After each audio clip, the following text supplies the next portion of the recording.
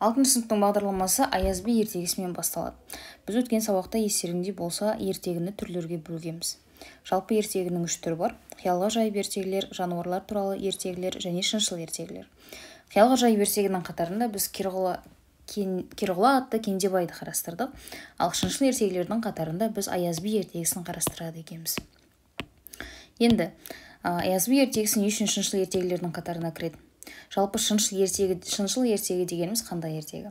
Шыншыл ертегі немесе тұрмыстық ертегі деген атауы бар. Бұл ертегілердің қиялға жайып ертегілерге және жануарлар туралы ертегіге қарағанда шынайы өмірге жақын. Ішінде аңыз кейіпкері болуы мүмкін, яғни өмірде болған тұлғалар аталуы мүмкін. Сондықтан бұл ертегілер шыншыл ертегілер деп аталады, яғни түбіріндегі шын деген сөзден шығып тұр. Әрине ертегі түгелімен шындық деп қабылдай алмаймыз, тек оның ішіндегі кейбір детальдар рас өмірде болған нәрсе болғандығы үшін де осындай атау береді екенбіз.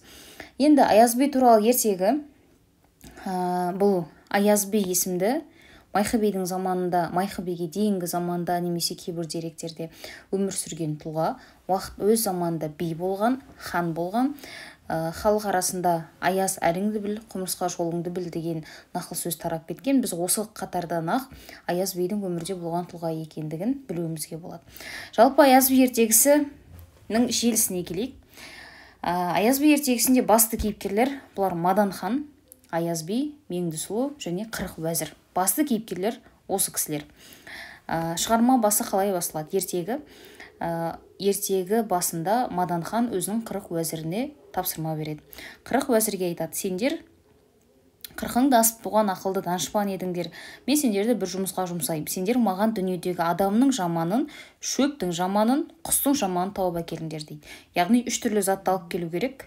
Қырық уәзір: адамның жаманы, шөптің жаманы және құстың жаманы. Сендерге 11 ай уақыт беремін, егер сол 11 айдың ішінде тауып келмесеңдер, онда сендер жазалы боласыңдар дейді. Ханның бұйрығын екі етуге болмайды. Уәзірлер сол бойда хан тапсырған 3 затты іздеуге кіріседі және екеуін табады, яғни құстың жаманы мен шөптің жаманын өз пікірлері бойынша іздеп табады да, бірақ адамның жаманы табылмайды. Олар шөптің жаманы деп шеңгелді алады. Себебі дейді, шөп өзі тікен, арасынан жүретін болса киімді жыртады, мал жемейді екен, шөптің жаманы осы ғой деп ойлады да шеңгелді алды дейді уәзірлер. Және қырғауыл деген құсты тауып, үстінде жөні жоқ, ұсқыны келіссіз, құстың жаманы осы екен деп қырғауылды атып алды дейді. Яғни түрі келіссіз болған үшін қырғауылды алады және өзі тікен, арасынан жүрген кезінде үстінде киіміңді жыртатын болғандығы үшін деп шеңгелді, шөптің жаманы деп алады. Енді адамның жаман таппай ұзаққа дейін қиналады. Адамның жаман таба алмай Қырық уәзір келе жатса дейді, таудың етегінде үстінде жыртық тоны, басында тері тымағы бар бір адам 10-15 қойды бағып жүр екен дейді. Уәзірлер: адамның жаман сірә осы шығар-ау дейді. Бұл кезде уәзірлер оның сырт кейпіне қарай тағды, үстіндегі жыртық тонына, басындағы тері тымағына деген сияқты. Әлгі адам айтады: уа мырзалар, жол болсын деп амандасады. Уәзірлер ханның сондай бір жұмысқа жұмсағанын, шөптің құстың жаманын тапқандығын, бірақ адамның жаманын табылмай жүрген жерін айтады. Сол кезде жаман тұрып дейді: түсінікті, адамның жаманы керек болса, мен болам деп айтады.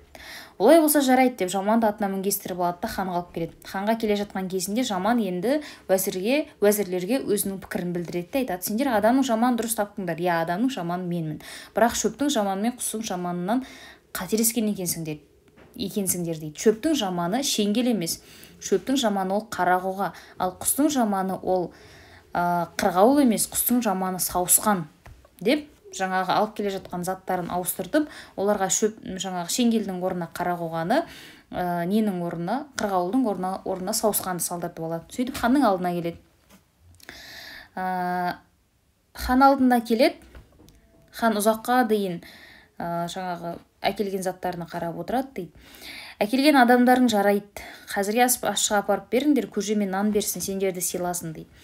Ертең ортаға алып тамаша етеміз деп жаманды ас үйге жібертеді дейді. Содан соң: бірақ дейді хан, сендер құстың жаманы мен шөптің жаманын таба алмапсыңдар, құстың жаманы қырғауыл еді, шөптің жаманы шеңгел еді деп уәзірлер сияқты ойлайтындығын білдіреді. Бірақ мынаны әкелулерінің не жөні бар еді? Мына қарақоғаның орнына шеңгелдің орнына неге қарақоғаны, жаңа сауысқанның, қырғауылдың орнына неге сауысқанды әкеліп тұрсыңдар деп сұрайды. Сонымен жаман өз жауап береді. Жаман айтады: тақсыр, сіздің айтқаныңыз дұрыс. уәзірлер айтады, сіздің айтқаныңыз дұрыс, біз де басында ойбай шөптің жаманы деп шеңгелді әкеле жатыр едік, құстың жаманы деп қырғауылды әкеле жатыр едік, бірақ мына жаман бәрін бүлдіріп екі ортадан ауыстыртып құстың жаманы мен шөптің жаманын басқа нәрсе әкелуімізге бізді көндірді дейді. Сонымен жаманның не білгені бар екен, ал сөйле дейді. Сонда жаман айтады, шөптің жаманы қарақауға, құстың жаманы сауысқан деуімнің менің бір мәнісі бар дейді. Себебі шөптің жаманы қарақоға 50 жасқа келгенге дейін дейді өз туралы айтып жатыр. Жаман болған жоқпын, жасымнан ақ жаман едім мен дейді. Өмірім отын су тасумен кісі есігінде құлшылықта өтті, осы жасыма дейін. Сол уақытта шеңгелді әкеліп отқа жағатын болсам, кешке жаққан отым ертеңге дейін сексеуілдің шоғындай болып жайнап жататын дейді. Сол уақытта киім жыртып мал жемейтін шеңгел отын болып пайдаға асады екен ау деп ойлаған едім дейді. Ал енді қарақоғаны алып отқа жақсам, керісінше жанбайтын еді. Үрлесем жалыны мен шоғы бірге сөніп, күліп бұрқырап үйдің ішін алып кететін еді. Отқа жанбаған соң апарып малға салсам, барлық мал мұрнын жиырып жемейтін. Соң қарақоға тіпті де пайдаға аспайтын шөп екен ғой деп ойлап едім дейді. Қарақоғаның жаман екендігін мен содан білдім дейді жаман. Ал енді сауысқанның жаман екенін қайдан білдің деп сұрайды хан. Себебі қырғауылдың қанаты бар да, жүні жоқ болса да, адамның пайдасына жарайтын құс. Біреудің сиықсыз болуы оның жаратылысынан, қырғауылдың айыбы тек сиықсыздығы шығар. Ал сауысқанның жүні ала болғаны сияқты, өзі де ала, бірлігі жоқ. Екеуі бірігіп ұшпаған, екеуі бірігіп қонбаған, адамның пайдасына аспайтын құс еді. Сондықтан құстың жаманы сауысқан деймін дейді. Сонымен сауысқан мен құстың қарақоғаның жамандығын білдің, енді өзіңнің жамандығыңды қайдан білдің деп сұрайды хан дейді осы кезде. Сонымен бір пысықтап алайық. Шөптің жаманы шеңгел емес қарақоға деуіне себеп, шеңгелді отқа жақса жанады екен, және оны мал жейді, түйе жейді шеңгелді мысалы. Ал қарақоғаны отқа жансаң жанбайды, және малға берейін десең мал жемейді дейді.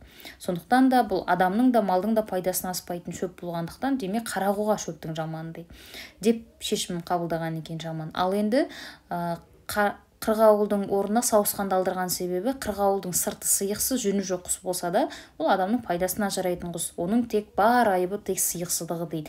Ал сауысқан өзінің жүні ала болғандығы сияқты, өзі де ала құс. Олар бірігіп қонбайды, бірігіп ұшпайды дейді. Сондықтан да құстың жаманы сауысқан деп таптым дейді. Ал енді өзің не үшін жамансың деп сұрап жатыр жаман. Жаман айтады. Мен жасым 50-ге келді. Мен қатарлылар әйел алып бала көрді. Келін жұмсақ қызық көріп отыр.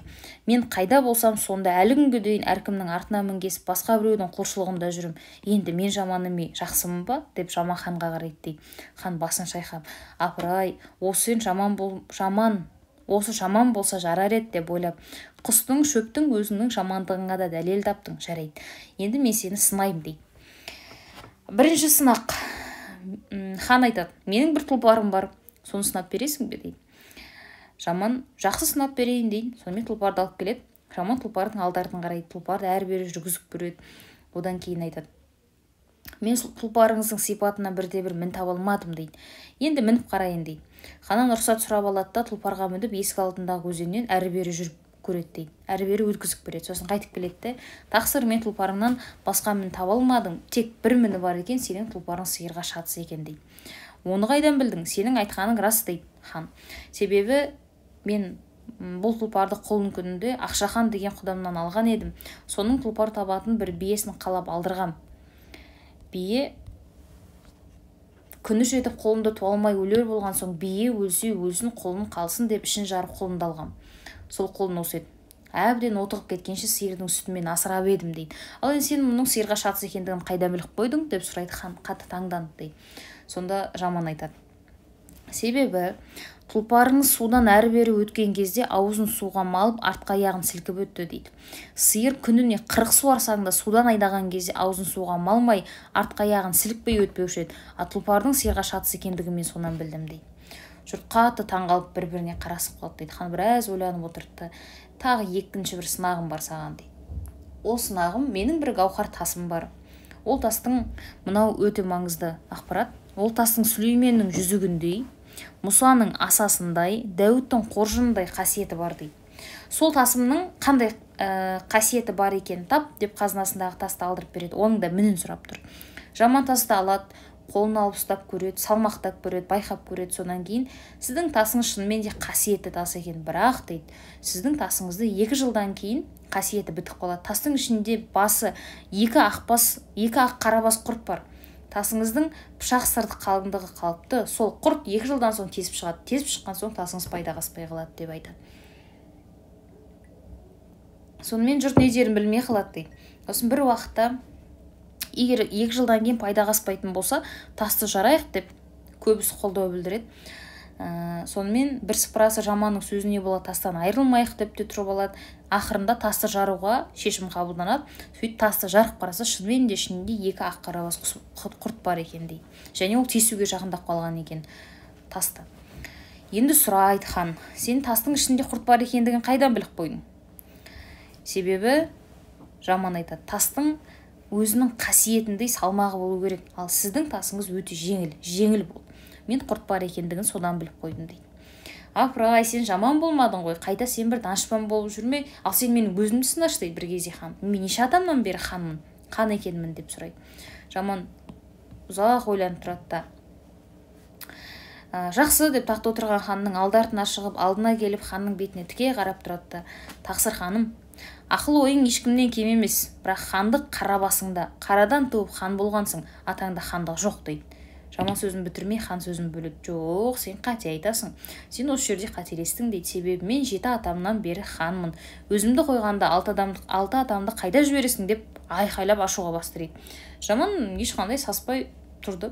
Жоқ, тақсыр, сіздің қара басыңыздан басқа тегіңізде хандық жоқ. Сіз нағыз наубайшының баласысыз деп тағы айтты дейді.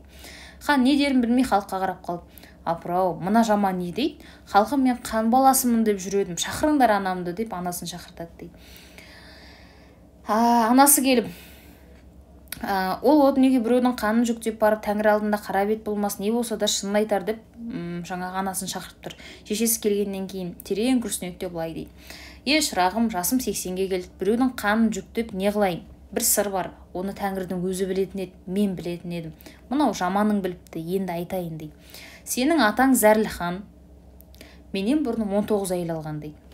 Ол 19 әйелінде кілең қыз тапқан үшін бәрініңді ішін жарып өлтіріпті. Соның үшінде оның аты Зәрлі хан деп аталып кеткен екен. 20-шы әйел етіп мен алады. Мен де аяғым ауыр болған соң жалғыз жанымнан қорқып тәуіптерге қаратып едім. Сенің ішіңдегі де қыз деп айтты дейді. Қыз тапса мені өлтіреді ғой деп қайғы жедім дейді. Сол күндерде аспаз Наубайдың әйелі Екіқабат екен. Оның да тамырын ұстатып қарап едім, оның ішінде ұл болып шықты. Жалғыз жаным үшін сол жерде маған ой келді. Ол әйелді оңаша шақырып алдында барлық мұңымды айтып, қазынадан табақтап, алтын беріп, ақыреттік дос болайық, ұл тапсаң ұлыңды маған бер, менің қызымды ал, бірақ бұл сырды ешкім білмесін деп жалындым дейді. Әйел табақтап алтын алып бір жағынан мен аяп сол жерде уәдесін берді. Сонымен ол кезде Зәрлі хан аңдай еді сені босанарда. Екеуміздің толғағымыз бір күнде келіп, бір сағатта босаным, сырды ешкім білмесін деп, басқа ешкімді жолатпай, біріміздің баламыздың кіндігін біріміз кесіп, сол қолыммен қызымды беріп, оң қолыммен алған шырағым сен едің дейді. Енді бұл күнде мына жаманның оны біліпті, сыры ашылуға тәңірі жазса менің не шарам бар деп сөзін аяқтай алмай шешесі жылап жіберген екен дейді. Хан сонда сөз тапқанға қолқа жоқ, олай болса мен таққа лайық емес екенмін. Осы оқиғаны оймен білген сен лайықты екенсің деп хан тағынан түсетті. Ол тағын жаманға береді. Жаман тұр. Жоқ, тақсыр, кешегі күні жаман кісі керек дегенде ат артына мініп келген жаман едім. Мен бүгін таққа отырмаймын. Сіздің көлеңкеңізде жүрсем де жарар, тағыңызға мініңіз өзіңіз деп болмайды дейді. Хан таққа отырып, апыр-ай, мен Наубайдың баласы екенмін, сен қайдан біліп қойдың дейді. Сонда жаман тұрып, мен жаман жақсы болсам да үйіңізге келген бір қонақ едім. Хандардың ішер аса жалмен жайы аузыңызға түспей, нан көже түсіп, мені келісімен аспазға жібердіңіз, салтыңызға тарттыңыз. Сіздің шонжарлы атаулы хан емес екеніңізді мен сонда байқап қойғам дейді. Жиналған жұрт қатты таңғалып қалады. Сол күйінше хан тағы да хандық қылады, жаман оған жақсы уәзір болады. Жаман ханға ақылымен, тапқырлығымен жағып 40 уәзір шетте қалды дейді осы кезде. Енді мына соңындағы кілт сөз сендерге 40 уәзір шетте қалды деді. Бұл шетте қалған 40 уәзір қарап отырмайды, бір күні кеңеседі бір-біріне. Олар айтады, апыр-ай, мына жаман біздің жаман кісіз дегенде ат артына мінгестіріп алып келген жаманымыз еді кезінде. Бұл күндерде хан оны өзіне жақсы дос қылды, қыз әперді, бізді есепке алмай тастады. Қой, бүйтіп болмас, біз бұл екеуін араздастырайық, жаманның әйелін мақтайық, үйіне қонаққа апарып көрсетелік, сөйтіп екеуінің арасына от жақалық деседі дейді. уәделері бойынша жаманның әйелін ханға мақтайды. Бұл мына екі ортада үзінді берілмеген. Мадан хан жаманға Уәлібайдың қызы Меңдісұлуды әйелдікке алып береді. Уәлібайдың қызы Меңдісұлу. Меңдісұлу жасы 35-тегі 35 жастағы қыз бала. Ол жасына дейін ешкімге тұрмысқа шықпаған, ешкімді менсінбеген кісі болады. Бірақ Меңдісұлудың сынағынан тек Аяз би өте біледі. Сонымен жаман оған Меңдісұлуды әйел етіп алып береді. Сөйтіп енді жаңағы 40 уәзір осы Меңдісұлуды ортаға алып, кімді? Аяз биге қарсы, жаманға қарсы азғырып жатыр ханды. Оған айтады, тақсыр шынына келетін болсақ, ол әйел сізге лайық әйел еді деп ханды азғырды дейді. Хан жаманның үйіне барып, өз көзімен әйелді оның тәрбиесін көрген соң, шынында да маған лайық әйел екен деп ойлап, үйге қайтып келіп 40 уәзірмен кеңесті дейді. Ал жақсы, ойда жоқта ойға салған сендер екенсіңдер, енді ол әйелді маған алуға қандай айла тауып бересіңдер деді дейді. Уәзірлер кеңесіп отыр.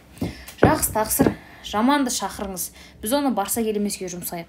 Сонда ол өлген соң жесір әйелді сіз оңай аласыз деп айтты дейді.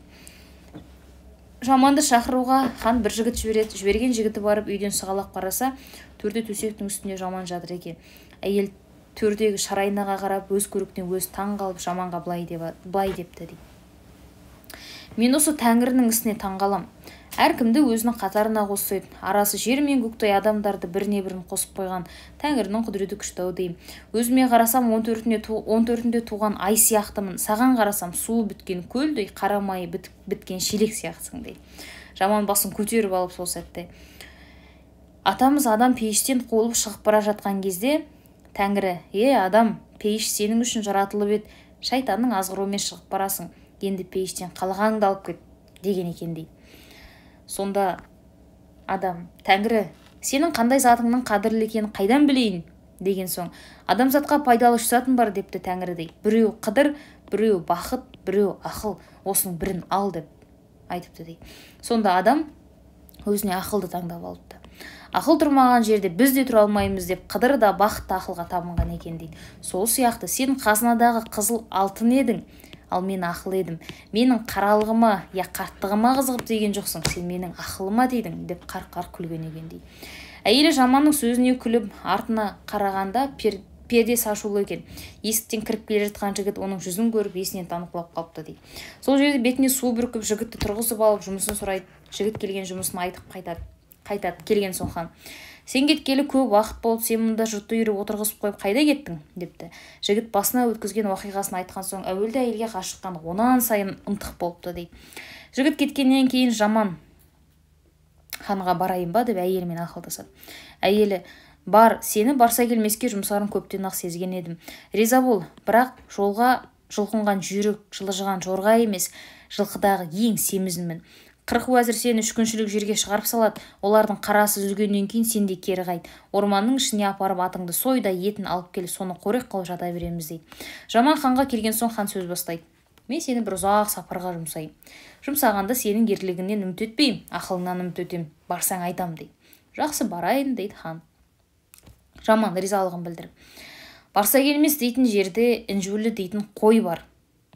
Бір түгі алтын, бір түгі күміс. Сойса терісі бір адамға тон. Соның терісін үстіме кигім келеді дейді хан. Және інжулі үйрек деген үйрек бар, сол барса келместе. Қанаты күміс, басқа жері алтын. Соны тәж қылып кигім келеді. Және дәудің інжулі қара арғымағы бар, бір шапқан кезде 100 шақырым шабады. Соны мінгім келеді. Мен сені осы жұмыстарға жұмсайым, осыған барасың деп, жаманды хан кілең өтірікке жұмсайды, өмірде жоқ нәрселерге жұмсайды дейді. Жаман ханның жылқысынан бір семіз атты таңдап мініп жолға шығады. 40 уәзір оны мазақ етеді басында. Мына жаман шынында есінен аусайын деген екен, сонша жолға семіз ат мінгенін естіп. 40 уәзір 3 күншілік жерге шығарып салып қайтады. Уәзірлердің артынша жаман да кейін қайтып, Қаратоғай деген орманға апарып атты соятты, үйінен көлік әкеліп етті тасып тұзда болады. Сонымен төсегінің астынан адамның бойындай жер қазатта, күнді сонда, түнде әйелінің қасына жата береді дейді. Сөйтіп ай өтеді, жыл өтеді. Бір күні жаманның үйіне жеңгесіне көңіл айтуға хан келеді дейді. Қонағасы жеп болғаннан кейін хан сөз бастайды. Адамның, құстың, шөптің жаманын әкел дегенде, уәзірлерінің алып келгені жаман еді.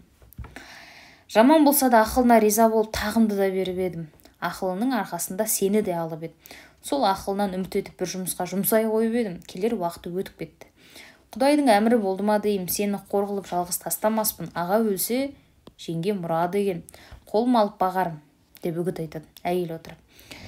Құдайдың әмірі болса не шара? Меңсұлудың айтып отырған. Ол келгенше сенің қолыңда бір қадірлі тас бар еді, есіңде ме дейді ханға. Соның тілімен сен оны жарып едің. Жарылған соң ол тас пайдаға аспады ғой дейді. Сол секілді әр заттың пайдалы уақыты болады. Кешегі қыз күнімде болса бір сәрі, енді міне сол жарылған тас сияқтымын. Саған қызмет етіп жағалмаспын. Әуре болма дейді. Хан әйеліне жеңілетті, үйіне қайтады.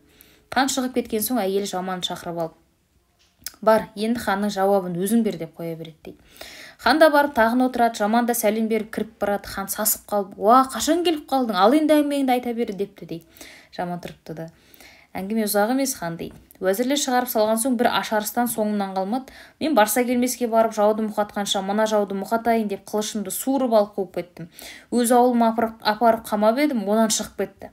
Осы сіздің ордаға кірді ме деп отырмын дейді. Хан не дерін білмей бір қызарады, бір бозарады, жерге кіріп кеткендей болады. Ақырында мен айыптымын, менде бір қате болды, шайтанның азғырғанына ердім, оған себеп болған мына уәзірлер, бұлар енді я саған, я маған бір қатер қылар, сен енді іргеңді көтер, бөтен елге көш деп айтты. Жаман риза болып көшетін болады. Хан бірнеше түйеге жасау асыл зат арттырып береді де жаманды Ақшаханның еліне көшіріп салады. Жаман Ақшаханның елінде бір қадірлі адам болып тұра береді дейді. Ақшахан деген шығарманың басында айтылған тұлпар сұрап алып жүрген кімнің? Мадан ханның құдасы еді дейді. Сол құдасының еліне жаманды көшіреді.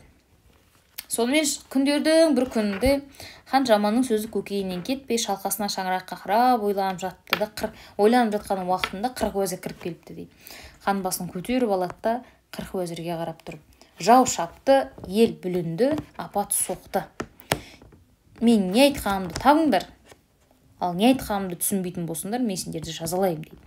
Уәзірлер ақылдасып өздері таба алмайтын болған соң не істейді? Жаманды іздеп барады. Оған ханның айтқанын айтады. Жаман 40 уәзірді құрмет етіп болған соң, жақсы, мен сенің жауабыңды берейін. Хан мен ойлап қапаланып жатқан шығар. Қай-қайдағы есіне түскен шығар, сендерге де өкпесі болса керек. Сөйтіп жатқанда ханның ордасының күлдіреуішінің бір басы шығып кеткен екен дейді. Жаман болса осыған бір нәрсе айтар еді, сынайын деп сендерге айтқан ғой дейді. Барып күлдіреуішінің басын салып берсеңдер, ханның қызметі тәмам болады деп кеңес береді. Уәзірлер ханға келеді. Тақсыр, мына бір күлдіреуішіңіздің бас жағы шығып кеткен екен, соны салып берейік деп дейді. Күлдіреуіш деген киіз үйдің шаңырағын ілінетін жері. Қазір суретін көрсетемін. Хан рұқсат берген соң күлдіреуішінің басын салып береді. Хан күліп тұрады да, бұны кім үйретті сендерге, қайдан біліп келдіңдер дейді. Уәзірлер шынын айтады. Хан уәзірлеріне, ол жаман болса да қысылғанда айла табатын ақылды данышпан еді, әркімнің пайдасына жарайтын еді. Сендер күндеп ақырында екеумізді айырдыңдар. Егер де ол сендерге ақыл таппаса, сендер өлетін едіңдер. Біреуге ор қазба, өзің сөзің деген мақал бар дейді.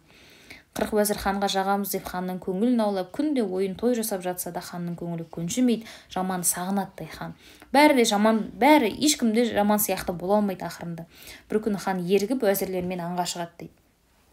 Аң іздеп келе жатып, таудың етегінде қой жайып жүрген бір шалға ұшырасып сәлем беріп, ата, мына таудың басын қырау шалғалы қанша жыл болды деп сұрайды. Хан сұрап жатыр жаңағы жолдың бойында кездескен шалдан. 20 жыл болған шығар деді шал дейді. Бұл таудың етегін қырау шалғалы қанша жыл болды дейді. Ата айтады, 15 жыл болды. Бұл таудың басынан бұлақ аққалы неше жыл болды? Оған да бір 10 жыл болған шығар. Хан ойланып тұрып тағы да, ата, сіз өзіңіз нешеусіз деп сұрады дейді. Ой, шырағым-ай, жатқанда екеумін, тұрғанда төртеумін деп жауап берді дейді. Баба, менің 40 асыранды қазым бар, соны білдірмей жүнін жұлып, күйдірмей пісіріп, қан шығармай сойып беретін кісі бар ма деп сұрады хан дейді. Сонда шал, адамына тап болсаң айтқаныңнан да артық етер деді дейді. Хан шалдың сөзіне қанағат етіп атының басын бұрды да үйіне қайтты. Үйіне келгеннен кейін уәзірлеріне, мен не дедім, шал не деді, соны айырыңдар, оны айыруға бір ай ғана уақыт берем, егер соны түсінбесеңдер, ажырата алмасаңдар, 40-да өлесіңдер деді дейді. Уәзірлер сасып өздері таба алмайтын болған соң, бәрі де баяғы жаманға барып ханның айтқанын айтады. Сонда жаман тұрып, бұл оңай жұмыс емес екен, бастарың өлімге байланған екен. Жақсы, енді болмас, тағы да бір амал табайын. Сендер бір ат қалдырып, басқа аттарыңды сойыңдар, киімдеріңді өртеп, сонымен бір аттың етін пісіріңдер. Мен мына қалған атқа мініп, сендерді ханға жалаңаш айдап барам. Егер де сендер арланып, қастық етпейтін болсаңдар, мен сендерді хан алдында құтқарып алам, дейді. Уәзірлер бір ауыздан, ойбай, тақсыр арланбаймыз, жанымыз қалса болды, ханымыз бізге мықты өкпелеп жүр екен деп риза болып сол жерде 39 атты сойып, бір атты қалдырып, сойған аттардың біреуінің етін өздерінің киімін жағып пісіріп етін жеп алады. Еті жеп болған соң, соймай қалдырған алашолақ атқа жаман мінет, қолына құрық алып, жалаң аяқ, жалаң бас уәзірлерді ханға айдап жөнеледі дейді. Жаман келе жатыр деген естіп, хан 40 жігіт етіп, жібек кілем, жібек шатыр алып, түстік жерден алдынан шығып, жаманды жер бастырмай құрып еді деп жібек кілемге түсіріп алады. Хан уәзірлерді ұмытып кетеді. 30 күн ойын, 40 күн тойын жасап жата береді. Bir күні уәзірлердің арасында болған өз қызығы өзінде жата береді екен. Түнеу күні сөзін ұмытып та кетті, білем деп күңкіл шығады. Жаман оны естейді, уәзірлерді шақырып алып, жиылған халықтың алдында. Ол шал жұрттан асқан дана еді. Хан оның даналығын сезіп, 40 уәзірімді жөнге салып ақыл айтпас ба екен деп сәлем беріп тілдесіп еді. Ханның бұл таудың басын қырау шалғалы неше жыл болды дегені, сенің шашың ақ кіргелі неше жыл болды деп сұраған еді дейді. Шалдың шашыма ақ кіргелі 20 жыл болды деп жауап берді. Бұл таудың басын қырау шалғалы 20 жыл болды дегені, менің шашыма ақ кіргеніне 20 жыл болды деп жауап берген еді дейді шалдың. Хан келесі сұрақ қойған, бұл таудың етегін қырау шалғалы неше жыл болды дегені, сақалың ақ кіргелі неше жыл болды деп сұраған еді дейді. Шал оған 15 жыл болды деп жауап берген. Ханның бұл таудың басынан бұлақ аққалы неше жыл болды дегені, көзіңнен жас аққалы неше жыл болды деп сұраған еді дейді. Шал оған да бір 10 жыл болды деп жауап берді. Ханның ата өзің нешеусің дегені, үйіңде неше жаның бар деп сұраған еді дейді. Шалдың жатқанда екеуміз, тұрғанда төртеуміз дегені, менің бұрынғы әйелім өліп еді, қазіргі әйелімнің бай өлген, түнде жатқанда екеу болғанмен, күндіз қойда жүргенде мен өлген әйелімді сағынам. Қазір әйелім үйде отыр, өзінің өлген ерін ойлайды деген еді дейді. Жатқанда екеу, тұрғанда төртеуміз деген сол еді дейді. Ханның 40 асыранды қазым бар, соны қан шығармай сойып, білдірмей, жұлып, күйдірмей пісіріп беретін кісі бар ма дегені, менің ақылсыз 40 уәзірім бар, соларды ұрмай, соқпай жөнге салып беретін кісі бар ма деген еді дейді. Шалдың адамына тапсаң айтқаныңнан асырар дегені, оның шешімін маған жолдаған еді дейді. Сендер мені іздеп барған соң, үстеріңде киімдеріңді алып отқа жаққаным, менің білдірмей жуғаным, күйдірмей пісіргенім, сендерді алдыма салып жалаңаш жаяу айдап ханға келгенім, сендерді хан шығармай сойғаным еді, ал енді осымен ханның жұмысы біткен шығар деп жаман сөзін аяқтайды дейді. Хан сол кезде, уәзірлерімнің күнәсін кешір. Неше рет екеуміздің арамызға от салып, қоныс аударып, көшіп кетуіңе де себеп болды сенің. Сонысын азаланып, өздері әбден жеңілсін, кінәләрін мойнына алсын деп едім. Менің тілегім орындалды. Ал халық, мен де біраз хан болып қызық көрдім. Ендігі хандығымды мынау досыма берем. Сізді енді тартынбаңыз, таққа сіз мінуге уақыт жетті. Қалған өмірде сізге қызмет етіп, сіздің хан болған қызыңызды көрейін деп жамандық қолтықтап әкеліп хан тағына отырғызыпты дейді. Елі 30 күн ойын, 40 күн тойын қылып, жаманды ақ кезге салып хан көтереді. Жаман Ақшаханның еліндегі үйін көшіріп алады. Жаман таққа мінген соң ешбір соғыссыз 5 хандықтың қонысын біріктіріп ел арасынан достық орнатыпты дейді. Сондай бір сөз қалған екен халық арасында. Әр ханның адамдары өз еліне әділдік таппаса, бұған келіп қосыла беріпті. Сол уақыттан бастап әділдік үшін 5 ханның елі жаманға Аяз би деген ат қойыпты. Сол аты өле-өлгенше қалды дейді. Аяз би әділ болып тура бері кетті, нашарларға қарасты. Баяғы өзінің жыртық тонымен жаман тымағын ордасының маңдайшасына шегелеп қоятын дейді. Кейде хандықпен көңіл ауытқып, тура жолдан таяйын деген кезінде шегелеулі тұрған тонымен тымағына қарап, ай, Аяз, баймын деп аспа, ханмын деп таспа, Аяз, әліңді біл, құмырсқа жолыңды біл деп көңілін басушы еді дейді. Ертегі осылай аяқталады. Жалпы ертегінің басты идеясы бұл адамның қанағатшылдығы, адамның даналығы, адамды адамгершілікке бағыттау. Өйткені жаңа 40 асыранды қазым деп отырған 40 уәзір, ақылсыз 40 уәзір, олардың әрекеттерінің соңы неге апарып соққандығын көрдіңдер.